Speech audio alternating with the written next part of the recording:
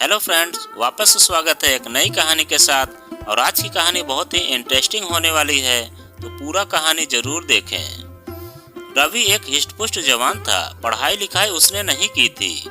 गरीब माता पिता के गुजर जाने पर 2 रोटी का जुगाड़ भी खत्म हो चुका था। गांव के दोस्तों के साथ वह शहर आ गया। वहां उसके गांव का एक लड़का पहले से ही किसी कंस्ट्रक्शन कंपनी में काम कर रहा था। उसके छोटे से घर में 4 लोग रुक गए। अगली सुबह वह काम पर गया। वहां उसने अपने सुपरवाइजर से चारों के लिए मजदूरी की बात की।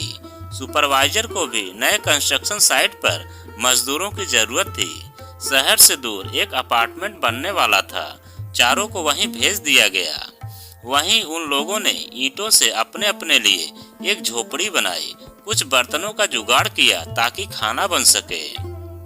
रवि शरीर से मजबूत था, लेकिन उसने कभी मेहनत का कार्य नहीं किया था, इसीलिए अक्सर वह बीमार हो जाता। सुपरवाइजर जब पैसे काटने की बात करता तो वह कहता, अगले दिन ज्यादा काम कर दूंगा। एक दिन देर रात सर में टार्च लगाए वह काम कर रहा था तो अचानक उसके फावड़े से कोई चीज टकराई। ठन ठन उसे लगा जैसे कोई पीतल की चीज उसके फावड़े से टकराई थी। वो विस्मय से नीचे कूदा जहाँ की मिट्टी उसने खोदी थी। हाथ के सहारे उसने मिट्टी हटाई तो एक पीतल का घड़ा निकला, जिसका मुंह लाल कपड़े से बंद था। उसने इधर उधर देखा, चारों ओर सन्नाटा था। उसने अपने गमछे से उस घड़े को लपेटा और सीधा अपने कमरे में चला गया। रात के 8 बजे थे। सभी साथी खाने पर बैठ गए थे।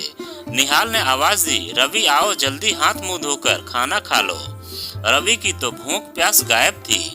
उसे तो जल्द से जल्द उस मटके को खोलकर देखना था। उसने कहा, मुझे भूख नहीं है। आपस में तीनों दोस्त ने कहा, क्या बात है, इसकी तबीयत फिर खराब हो गई क्या? ये लगता है यहाँ काम नहीं कर पाएगा। खाने के बाद सब अंदर आए। क्या हुआ रवि, तो ठीक तो है ना?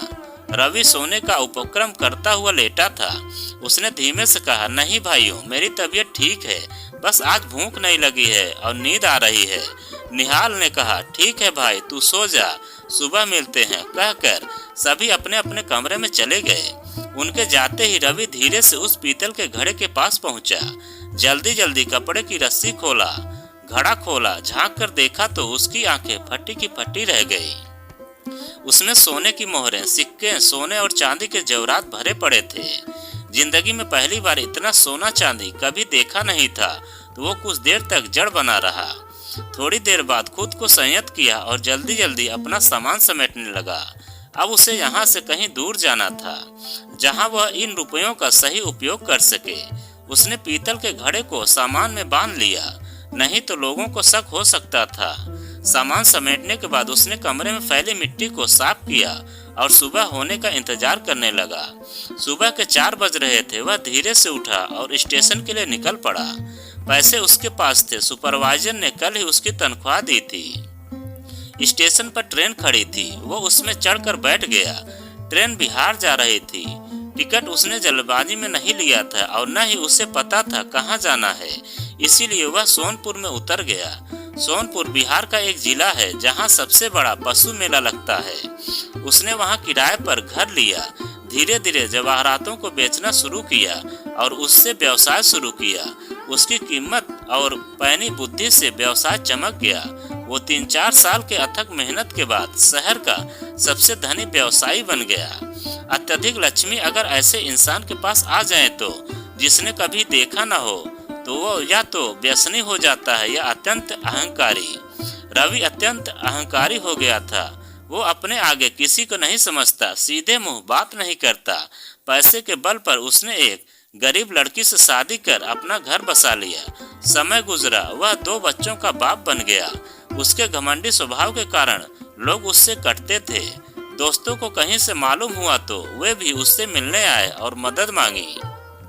रवि ने नौकरों से धक्के मारकर उन्हें बाहर का रास्ता दिखवा दिया। कोई भिखारी उसके दरवाजे पर आ जाता तो उन पर कुत्ते छुड़वा दिया करता। एक दिन एक लड़का काम की तलाश में आया।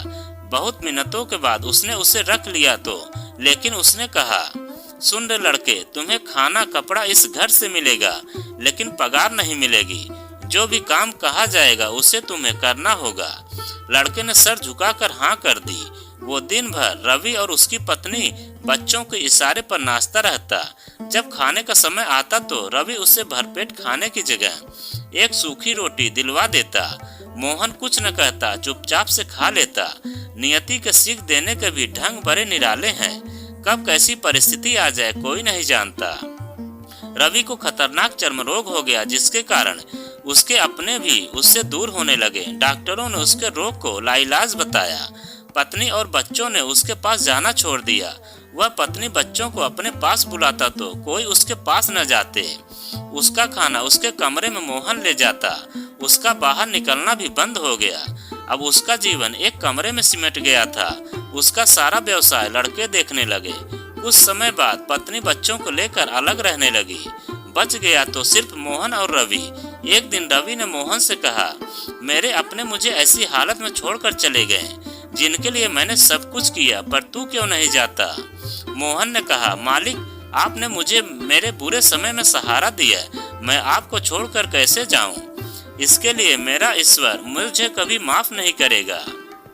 रवि हंसने लगा, तू क्या नहीं जानता कि मैंने तुझे कितना सताया? तुझे भूख 4 रोटी की होती तो मैं सिर्फ एक देता। मैंने तो तुझे मुफ्त का नौकर रखा था।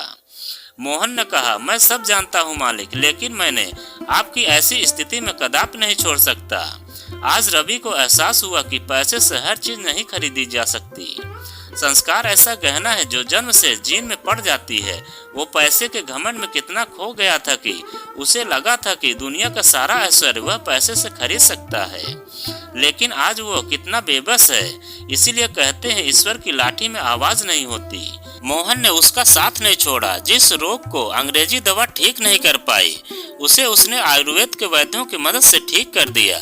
मोहन के अथक प्रयास से रवि को दूसरा जन्म दिया। रवि ने ठीक होते ही मोहन को अपना वारिस बना दिया। इस कहानी से एक सीख है कि पैसा सब कुछ नहीं है जीवन में। दुआएं एकत्रित करें, अच्छे कार्य करें, पैसा है तो उसका सदुपयोग करें। तो दोस्तों, यह कहानी आपको कैसी लगी कमेंट में लिखकर हमें जरूर बताएं। और आप अगर हमारे चैनल पर नए हों तो प्लीज चैनल को सब्सक्राइब करें और वीडियो को लाइक जरूर करें, क्योंकि हम आपके लिए ऐसे ही वीडियो लाते रहते हैं।